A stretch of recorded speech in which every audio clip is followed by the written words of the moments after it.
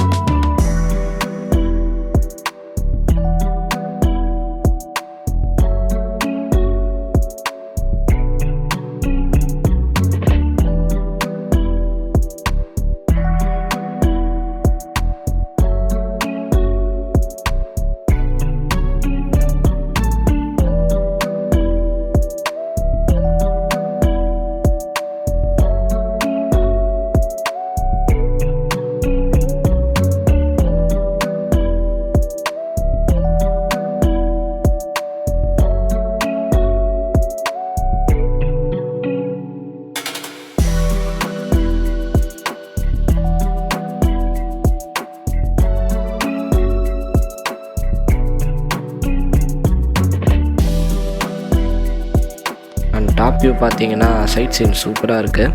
And அந்த Jatayu வல்ச்சரோட sculpture வந்து அங்கே மேலே தான் இருக்குது. ஸோ அதை வந்து டிசைன் பண்ணவர் பார்த்தோன்னா கேரளாவில் இருக்கிற ராஜவன்சல் தான். கிட்டத்தட்ட 100 crore வந்து பட்ஜெட் செலவு பண்ணி இந்த ஸ்கல்ப்சர் பண்ணியிருக்காங்க கேரளா கவர்மெண்ட். வியூலாம் பார்த்தீங்கன்னா சூப்பராக இருக்குது.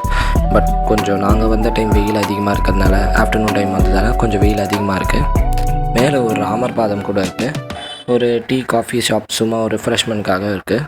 அப்புறம் ஸ்பிரிச்சுவல் ஷாப்ஸ்லாம், இந்த சாமி ஃபோட்டோ அதெல்லாம் கொஞ்சம் விற்கிறாங்க. ஸோ அந்த ஷாப்ஸ்லாம் ஒரு சின்ன சின்ன ஷாப் இருக்குது. ஓவராலாக இந்த ஸ்பாட் வந்து ஓகே தான். பட் டிக்கெட் ப்ரைஸ் கொஞ்சம் அதிகம் தான்.